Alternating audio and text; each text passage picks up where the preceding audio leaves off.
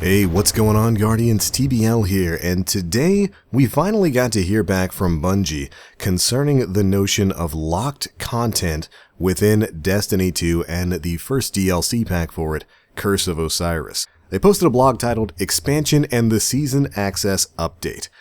With Curse of Osiris now live, it's clear that we've made some mistakes with how we have handled content access.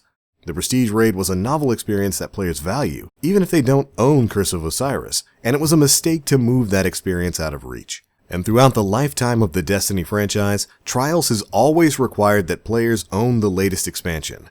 However, for Destiny 2, Trials of the Nine launched as part of the main game, so it's not right for us to remove access to it. To make matters worse, our team overlooked the fact that both of these mistakes disabled trophies and achievements for Destiny 2. This was an unacceptable lapse on our part, and we can understand the frustration it has caused. Therefore, this week, we will release a hotfix that will make the following changes. The Prestige Leviathan raid will be brought back down to power level 300, and its rewards will drop to match the new power level. As a result, all players will regain access to the Prestige raid. This will allow access to the Prestige Achievement Trophy for all players, and it will allow all players the ability to complete the final step for the Legend of Acrius exotic shotgun. Next, Trials of the Nine will only require Curse of Osiris when it features a Curse of Osiris map. For all other weeks, it will be available to all players. This will allow all players access to the Less GB Judged Achievement and Trophy, and of course, Trials of the Nine rewards that launch with Destiny 2 will still be accessible to all players. Also, new seasonal rewards that launched with Curse of Osiris, such as the new seasonal armor ornaments, will require ownership of Curse of Osiris to acquire. So that stuff that came out with Curse of Osiris is still gonna require Curse of Osiris to get, all the ornament stuff. Next, the Prestige Nightfall will remain a pinnacle activity at the new 330 power cap. This means that the Prestige Nightfall will require ownership of Curse of Osiris and other DLCs moving forward. Because of this, we will update the Prestige Achievement and Trophy to only reference the Prestige Raid, rather than the requirement being complete a Prestige activity, either being the Prestige Nightfall or the Prestige Raid. Now, that trophy is going to be tied to the raid itself. And moving forward, we are investigating adding a third difficulty to all Prestige activities. And finally, for time-limited events like the Iron Banner, Faction Rally, and the Dawning, these will be made available to all players, whether they've bought the DLC or not. But because of that, they are going to be postponing tomorrow's Faction Rally to ensure that all of their players can access the activity and the appropriate rewards. We expect these changes to go live tomorrow at the end of the scheduled maintenance to deploy update 1.1.1.1. Moving forward, we are also looking to improve on heroic strikes with new challenges, new modifiers, and free access for all players. Now, right off the bat, I have to say, good job. This is the kind of communication I wanted to see after the issues that have been plaguing the community for the past week.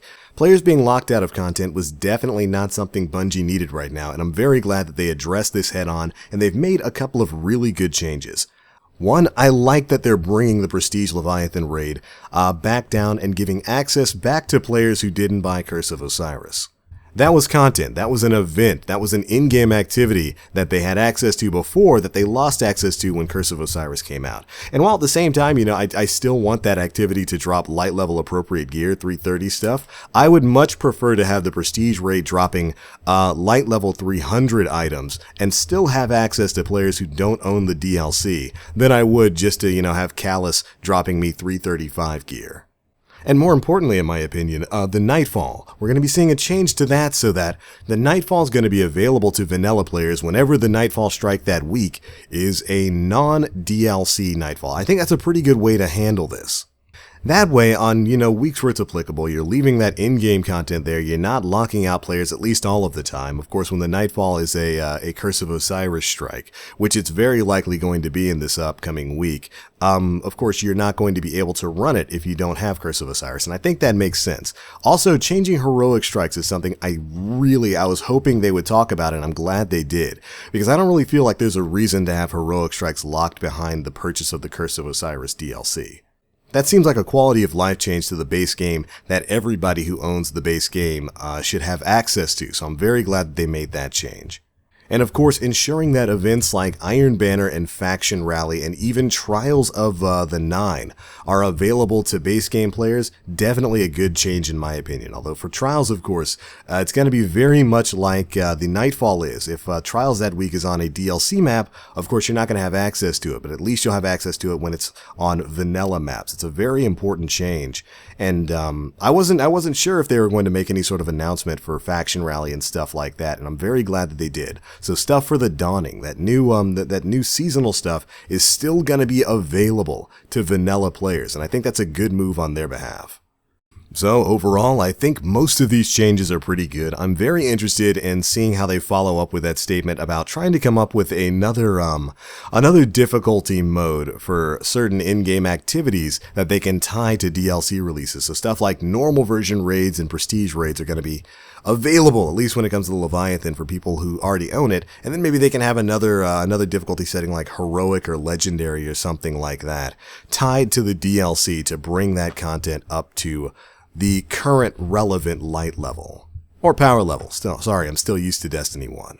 But overall, I think this was a good step. Most of the stuff I heard in here was good. It's exactly what needed to happen, and I'm very glad Bungie took the time, the devs there took the time to address this before this issue went on a little bit further, because people being locked out of content is never a good thing, and I'm glad that the community made a loud enough, smelly enough stink to get some real responses to it. It's a very important issue. Oh, and finally, don't forget, tomorrow, December 12th, is going to be another big patch day for Destiny 2. And we're going to be having a bunch of different things added to the game. Biggest of which is no doubt going to be the introduction of the Masterwork system. Also, we're going to be seeing some changes like the gift consumables coming to Commander Zavala and Lord Shaxx. These are the consumables that will grant you bonus rewards to everybody at the end of an activity, like exotics for everybody in Crucible or something like that, or bonus rewards in a strike. This week we'll also be getting some of that exotic engram duplication protection programming and stuff like Xur's Faded Engram, so keep an eye out for that. And of course, finally, the Prometheus lens. I hope you guys had a fun weekend of just setting everything in the world on fire, because that nerf is going to be coming in hot in tomorrow's patch as well. And Bungie's actually gotten ahead of themselves and talked a bit about the nerf that's coming in. They said they didn't really have too much time to fully playtest this thing and tune it. So basically when they nerf it, it's going to get nerfed hard. It's going to be way too weak when that patch comes into effect tomorrow. And they went on Twitter to warn us that the gun might be a little bit weak after that patch finishes implementing tomorrow. And they'll be working on it to bring it back up to a more stable level in their next big patch release. But anyways, that's it for this one, Guardians. Those are my thoughts on Bungie's response to this issue of locked content. Even in the darkest times, you gotta let your light shine bright. So as always, I'm the Black Link. You Guardians, stay frosty.